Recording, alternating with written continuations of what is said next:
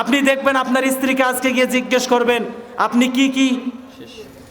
কি দোয়া জানেন একটু আমাকে শোনাও।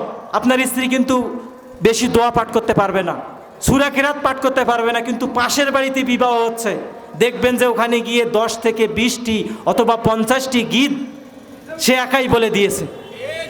গীতগুলো আপনার মনে থাকে। বিবাহের অনুষ্ঠানে আমরা যেগুলো করি, হলদি মাখা থেকে শুরু করে যতগুলো কালচার আমাদের মধ্যে আছে বর্তমান মুসলিমদের মধ্যে, একটা কালচারও ইসলামের নয়। এগুলো সব হিন্দুদের মাঝ থেকে আমাদের মধ্যে চলে এসেছে। বিবাহের অনুষ্ঠানে যতগুলো কালচার করা হয়, হলদি মাখা থেকে শুরু করে আপনার বরের সঙ্গে মেয়ের সঙ্গে গায়ে হলুদ থেকে শুরু করে মিষ্টি মুখ পর্যন্ত যতগুলো কালচার করা হয়, এগুলো একটাও শরীয়ত সম্মত নয়।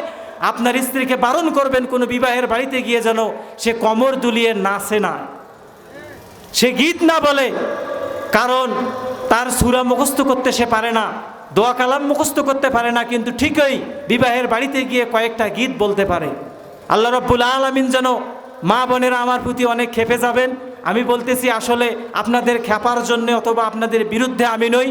আমি আপনাদের শুধু একটা কথাই বলতে চাই, আপনারা ইসলামের পথে ফিরে আসেন, কোরআনের পথে ফিরে আসেন, হাদিস মোতাবেক জীবনযাপন করেন, স্বামীর খেদমত করেন, নামাজ আদায় করেন। আর আমার আজকের আলোচনার বিষয় ছিল কিবির অর্থাৎ অহংকার, এবং পরিশেষে আমি নারীদের কয়েকটা বিষয় টেনে এনেছি, কারণ সময় স্বল্পতার কারণে সুন্দরভাবে আলোচনা করার সুযোগ হচ্ছে না।